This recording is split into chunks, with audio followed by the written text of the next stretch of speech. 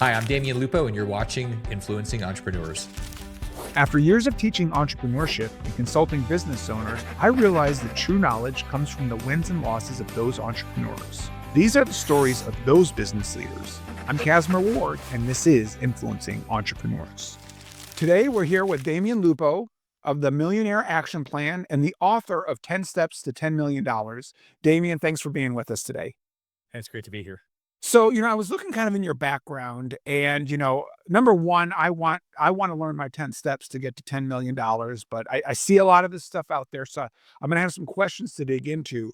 The book that I want to read is you started a video game company at a young age, is one of your first businesses. Yeah, when I was 11, the business started because I had a problem. My parents told us we were broke and we didn't have any money, and I didn't like an answer when I was trying to figure out how I was going to pay for video games, and so I started a business out of it.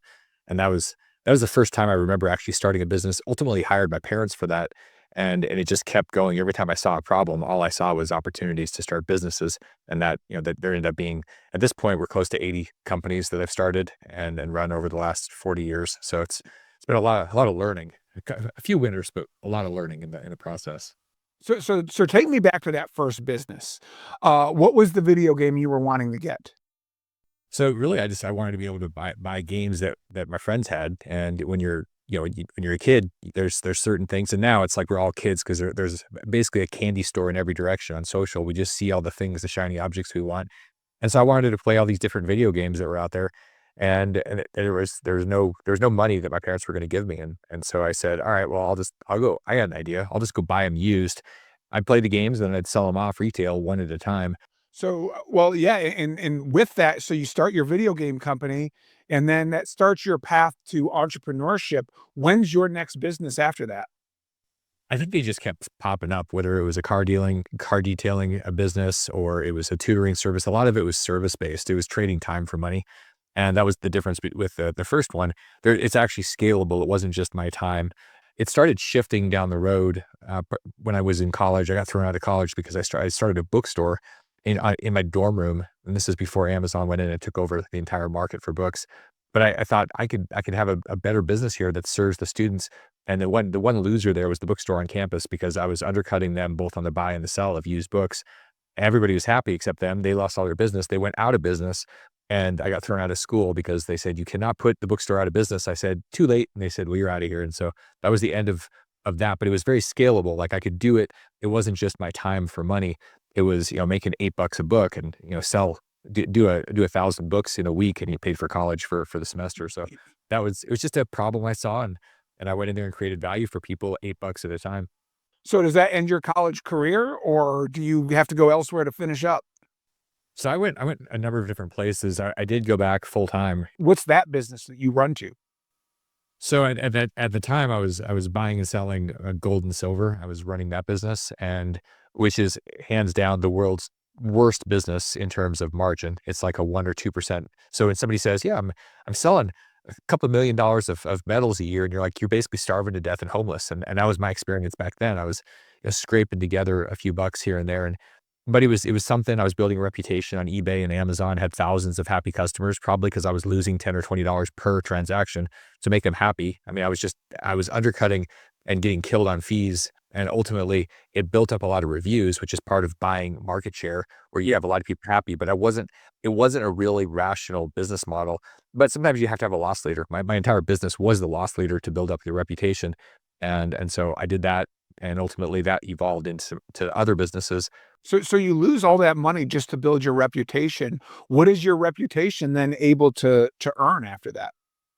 So in theory, it would have been the ability to go and have people look and just find me with a reputation online and say, you know what, this is trustworthy. Because when you're buying metals, you're basically trading cash for another form of cash, and there's a lot of scams. And so you want to have somebody that has a very deep reputation. And if you see somebody with 5,000 positive reviews on eBay or Amazon, which is what I did, that's a trustworthy place. People will tend to take that and say, okay, I want to do a $50,000 or $100,000 or $1 million order.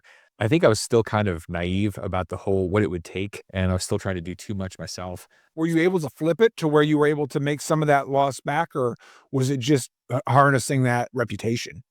It was really just the reputation, but what I did and what a lot of people do is I kind of got distracted. So I had an affair on my business and did another business because it seemed more exciting. When you're shipping 1 ounce of silver at a time, which is what I was doing, these $30 packages, it's a lot of work just to lose money on it. And even though that's what most of my time was spent doing.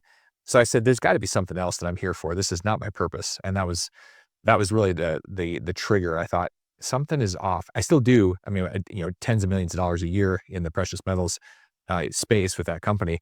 But that's been an offshoot from a bigger mission that evolved, which is helping people free themselves from financial slavery and breaking their shackles. So ultimately, it's a bolt on for that mission. That mission had to start, and then that's when there was a lot of wealth created. Yeah, well, even in that, like, it seems like with the technology of an Amazon or an eBay, that you're probably like the technology ran itself, and you're pretty much handwriting labels and sticking them on packages, and the labor probably are like, I'm not even making minimum wage. No, I mean, it was funny because I was paying to do the business Yeah. that's what I did for a couple of years, just paying into it. And sometimes that's what you have to do. You're literally going out there. It's like, and it was literally costing me money, but that's marketing. I mean, that's how businesses run. You have to put money out there. You don't get heat from the fire before you grow a tree, cut it down, put it in the fireplace. You have to do all that first. And that's what I was doing. And then praying, hoping that the model would work. And then ultimately I did have a lot of heat. Now, you mentioned the term I think you used was like financial slavery. Like, do you get to a point where you are, a slave to your finances? Well, that's a big question. I think most people are, in some form or fashion, they're bound by the lack of their finances, and then there gets a point back in the 2000s when I was buying real estate and I was making money. I ended up with millions of dollars, and I was shackled, and it wasn't because I had a lack of money. It was there was a lot of money, but I wanted a lot more, and so I think money has the ability to shackle you, no matter whether it's too much or too little. There's a lot more about your psychology and what really matters. There's a great book by Michael Cole called More Than Money. And it's, we really have to think about that. For most people in the population, they don't have enough money to actually have the basic level of security, and they don't understand how money works. There is a concern. Am I going to have enough? And enough is not what you think it is. $1 million is not enough. The whole point of all this is to get to a point where you're not thinking about money. Your decisions are not because of money. It's because of other things. And I think that that's one of the biggest freedoms for people, is to not be thinking about money as your daily decision matrix.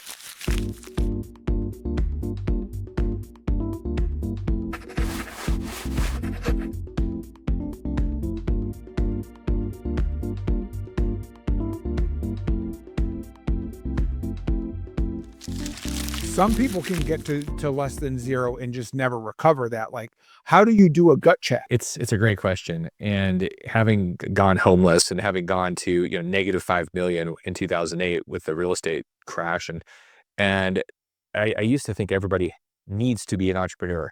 And I finally realized that's a dumb idea, because probably most people are not built to be entrepreneurs, and they're forcing something. And so it's a terrible idea. The reality, though, is that there is risk, and not everything is a perfect straight line up. It's just whether you have money in the stock market or you're starting a business or whatever.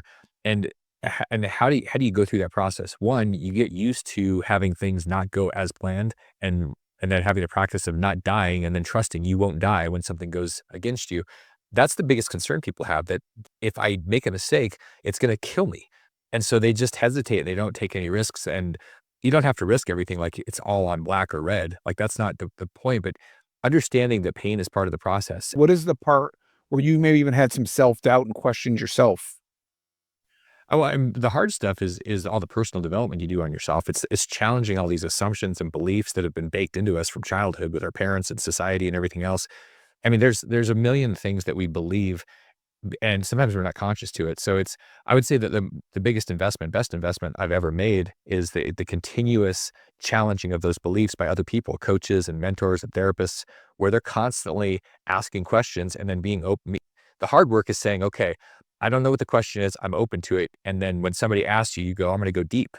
I'm going to keep peeling back the layers. Do you get to a point like, where is your lowest of the low? Like, where's your entrepreneurial rock bottom to where you're like, this is the hole I got to climb out of, and you know, this is the rope I'm going to use to get there. It's funny, this journey, because I would think, or I would have thought that I had hit those And then I go through a cycle and then I hit another one and I go, man, it's like I've lost all my money 4 times. And I think, man, like how many times do I need to do this? And it's because I didn't learn the lesson. I always believe that if you do something and you make a mistake or something happens and you don't learn the lesson, you're going to get a bigger opportunity, a more painful. It's instead of stubbing your toe, you're going to get hit by a train. And it's the universe giving you feedback. It was brutal going homeless. It was brutal having to call investors 15 years ago and say, hey, I know the market collapsed and our stuff did. We lost everything. Those are all big lows. And then every time I made a mistake and I had to write a big check or I went negative and I was like, okay, I'm literally, my net worth is, $100,000 negative on a Visa. That's where I am today. And, that was where I was at when I was 40 years old. And it's so every one of those is an opportunity to learn something about ourselves when we get through it. So I'm not afraid of those things. I say, okay, let me see if I can be smarter than I was 10 years ago and 20 years ago when I said, I'm just going to double down on everything. That was one of the dumb mistakes, that always doubling down and never having any chips off the. You talked about like getting to like making sure your mere comforts are level so you're not stressing about groceries for your family or that. Like, have you identified where your threshold is right now where like at least, as long as I'm here, my needs are met and everything after is for my entrepreneurial spirit? Whether it's a number, whether it's a lifestyle, like some people might just say, as long as I can take 5 vacations a year, or as long as I don't have a mortgage payment, Yeah, this is incredibly. It's funny because it's a moving target. That's one of the problems with having goals. If you're aggressive, your goals the end zone keeps moving. Like you hit something, and you're like, oh, but now I want something more, bigger. And we tend to be wired that way. Just our psychology is we're not happy with hitting something because then it's like, well, now what? What's the purpose of life if I've done it all? And so one of the things that was important to me was getting to a place where I didn't have personal debt. It's very Dave Ramsey, which I've tended to beat up on Dave Ramsey, and because you're not going to get rich doing what Dave Ramsey suggests. You're not gonna be financially free by just paying off your debt. You won't have debt, but you're still going to have to go and trade time for money. So you've got to be more sophisticated. You have to learn a business or investing or something. And so I think that that's incredibly valuable, partially because it takes that mind space that's consumed by the debt and the lenders and all that stuff. Getting rid of that and not owing anybody anything is a really great goal. Now, people say, well, I got a mortgage. I'm like, all right, so just pay off your mortgage. There ain't anybody that can't pay off their mortgage in 7 years or less. And people go, yeah, but I work at McDonald's. I'm like, there is a plan. And it's that type of thing is a stair step. It's getting that stuff out of the way so that you can focus on building something. Yeah. But sometimes you have to just be willing to say, okay, I'm going to deal with the debt and deal with the pain and not have the stuff because I'm going to focus like hardcore on building something. And then you have to allow it to actually build. And then it might just be where one day you go, oh, damn, I can pay everything off. You do. And then you keep building because you love it. So I don't know if there's a perfect path, but I do know that that's something that's missed. A lot of people have this idea that if they have really cheap debt on a house, as an example, that's a great use of their money. And I say, you don't have any idea what it's like to not have a mortgage where you sleep and you don't owe somebody for your ceiling until you actually experience it. And then you don't ever want to owe anybody. Like super rich people do not have mortgages on their houses. They just don't. Yeah. It's like super rare. And so I think that that's one of those misconceptions, and people go, oh, I'm going to do this. And then they keep themselves shackled. And so it's being aware of that kind of stuff.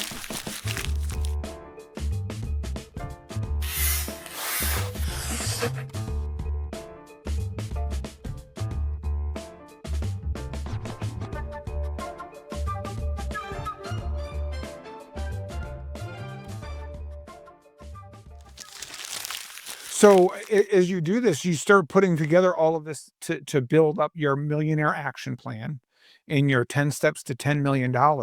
What is the aha moment that this is my package? I wish there was I wish there was a moment in time where I'm like, man, I got hit by lightning. It was amazing. But the reality was I just kept having conversations because all the stuff I was doing, I was working with people on their stuff. And over time, you just start seeing patterns develop with people, and it's the same stuff. And I realized, oh, and I'm learning about myself, I'm learning about them. And what I realized is there's a lot of commonality. And so these conversations, it's like, oh, well, the next step is obviously this. I've seen this hundreds and thousands of times and I've done it myself. So big difference about what I do with people and what I've done with these programs and just the work is that I've gone through it. I've built the millions, I've lost the millions, I've got multiple times, and I've built $1 billion company. I know what it takes to do that. I've created tens and hundreds of millions of dollars of personal net worth. I've been through this process. Mhm. And until you've done it, you really don't get it. It's just all theory. And as you know, in academia, there's a difference between theory and reality. It's not always the same. In fact, it's very often different. And when I kept learning about these patterns, and ultimately I could see around the corner. When you do things, you end up developing wisdom and emotional intelligence. So when somebody's saying, man, here's where I'm at, I don't know what to do. And it's like, you can start to see the future, but you can't see the future until you've got the emotional intelligence. And it's just like oozing out of you. So it becomes very easy, but it's easy because it was so hard to get there. Right. That's why it's easy. I've only got skills in accounting. So am I bound by that? Do I need to get into precious metals? Do I need to get into the market? Like, where do I start finding where the dollars are? You mentioned accounting. All right. So you want to make $1 billion in accounting? Great. Take those skills and figure out how to give them to a lot more people than your current, 100 times more people. How do you do that? I don't know. Software, automation, hiring people, whatever it is, there's just a lot of things. You've got to figure out how to serve more people. The stuff I'm doing now, I'm figuring out how to solve the housing crisis by building millions of homes. And so what's that going to do? It's going to create hundreds of billions of dollars in value. The first billion, okay, we got that.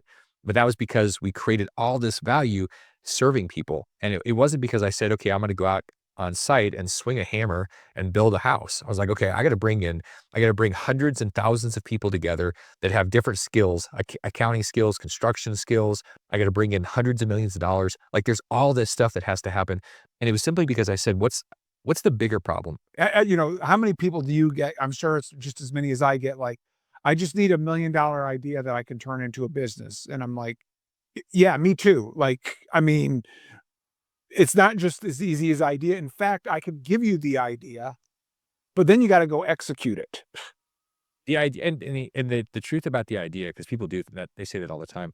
Ideas are worth 1% to 3% of a business. Yeah. And I've made the mistake of overpaying somebody when they brought an idea, and I was like, oh yeah, that's worth a lot. Here's 25 or 30% of the company. And I'm like, wait a second. Yeah. Ideas are fleeting and they fly around and they attach themselves to different people's brain at the same time. All the value is in the execution. Yeah. And that's the hard part. The idea is not hard. I hear people all the time, I got this great idea. And I'm like, all right. Yeah. I mean, what are you doing with the idea? It's like, well, Yeah. I just need like $1 million to do this thing. And I'm like, you want somebody to donate $1 million to your learning experience? Like that's what they're asking for. Yeah. So the work is where all the juice is, but most people are honestly, they're quite lazy. Yeah. And whether it's clients or students, when they tell me that, I'm like, if somebody offers you $50 for your idea, take it. And if you got a plan for that idea, then you got a different story. Yeah, it's people become a little bit too ridiculous about their ideas. Yeah. I mean, how many times have we heard, oh, they did this business? Oh, I thought about Uber. I thought about these things. Like I had that idea. It's like, it doesn't matter. You Yeah. didn't do anything with it. And so it's easy to say that kind of stuff. And you probably will have ideas again. The question is, are you going to do anything with them? What is that hard step that people can or can't take to start the 10 steps to 10 million? I think that the hardest step is taking a step without all the lights being green before you leave the garage. And that's people are wanting to have the perfect plan. So we'll spend all this time. I've watched people just plan and think, but they don't do anything. And they don't want to run into a red light. They don't want to have the danger of the unknown. And so that usually ends up being the biggest problem. Instead of saying, here's what it comes down to. It comes down to trusting yourself and your instincts and your ability to make decisions and figure stuff out. Humans are interesting because we have the ability to plan, to think into the future, but that can actually become a problem. It can be a great thing when you're envisioning because you'll create your own North Star, but it also can keep us trapped because we're like, oh man, but what if I'm wrong? And animals do not think about this. They just go. It's like whatever's now is it. That's the whole thing. And so just trusting our ability to navigate the wild is we should all give ourselves a little bit more credit. How do you deal? I'm sure you got haters. Anybody who builds an audience has haters. I'm hoping to get my first hater in the next year. That's a goal for me. But how do you deal with that? It's actually interesting. I had somebody when I wrote my first book in 2004, and I actually made the mistake of reading some of the reviews on Amazon, and it doesn't feel real good because there's a lot of people, like my mom was nice. She wrote a nice review for me, but there are other people that just trashed my stuff. And they said, well, this is all just duh. Everybody should know this stuff. And only idiots, like this guy's an idiot for even writing this. And I was like, huh, that's it. It's a little bit painful And then you start realizing that there, that's just one, it's part of it. Like you're gonna, like, I'm with you. The haters if you don't have any haters, you don't have people that are crapping all over you, you're not pushing yourself. And because people are always going to tear other people down. It's the crabs in the box, the tall poppy. And the reason this happens, when we look around and we see people that are succeeding, we want to say, well, they did it because they're cheap. They did it because they got money handed to them. If we look at them and say they did it because they busted their ass and they did something, and I didn't bust my ass, and so I don't have it, it makes our choices wrong. We don't like to do that. We'd rather say that they must have got there somehow that was nefarious. And that's when we can get over. I mean, I've done that. I remember looking at mentors and going, "Oh, this person's a douchebag." And then what I realized was I just was being lazy and I wasn't willing to do the work yet.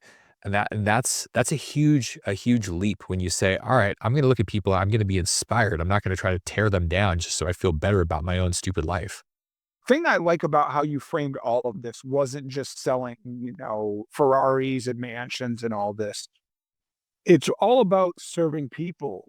So your ultimate goal, like, where do you see this taking you in the next 5 to 15 years? It's a constant quest to figure out how to create more freedom for more people. I mean, that's the North Star. It's a million people unshackled where their financial bondage is broken. I see money as modern day slavery. It's keeping people trapped and to where they're stressing about it, they're thinking about it, they're looking for more, it's never enough. And so that is a never ending goal. And so there's different ways of getting there. Like the company that I'm helping to build that is right at the $1 billion level, all that's doing is solving a huge problem. When you solve huge problems, even if you're a part of it, like you can be an entrepreneur, you can be part of a company that's pushing for something big. You don't have to say, okay, like we talked about, a lot of people are not built as entrepreneurs. It's just like it freaks them out. You can go find a really cool mission that helps a lot of people and be a part of it. I mean, our organization has tons of people, and most of them are not entrepreneurs, but they're incredibly important. And just because I happen to be this crazy entrepreneur doesn't mean I could do this by myself. I couldn't. And so there's an opportunity for us. The question is, are you playing a big enough game? Are you out there playing to do something that's significant enough for enough people? And so the thing for me is to figure out, how do I serve more people? If I'm serving several thousand here in Arizona, how do I serve 10x that or 100x that? How do I solve the crisis of housing in America? I mean, that's millions and millions of people. So I'm always asking that question. Is it ever enough to serve more people? No, because I have more to give. And if I have more to give, then I'm not done. And that's how I look at life. Well, Damien, I really appreciate your time. I definitely will make sure that we tag everybody to go to your website and have a link to your book. If there's anything else you'd like to share before we end the conversation, I'd love for you to use this platform to do so. I want you guys to go and take that 10-minute book. You can get it at turnkeyretirement.com. Grab it, download it, take what you love, throw away the rest. And the point there is to leverage off of somebody that's done it, that's seen it, that's been through it, and really hacking by getting yourself around a different way of thinking and saying, okay, I can trust this because it's real. It's not something that's made up, and it's honest, it's direct. And so if that's something that you're like, yeah, you know what, I do want to figure out what are those things. And if you're not at 10 million, there is a path to get there. And the biggest reason to get there is so that you don't have to think about money. Just like Forrest Gump said after he made all that money on that fruit stock, the stock called Apple, he said it was just one less thing to think about or worry about. And that's the whole point here. Well, I think that's a great place to end on. I really appreciate it, Damien, and everything you had to share with the audience today. Appreciate it. Thanks for having me. Thanks for watching. To watch more episodes of Influencing Entrepreneurs, be sure to subscribe on YouTube at Nexagy Education.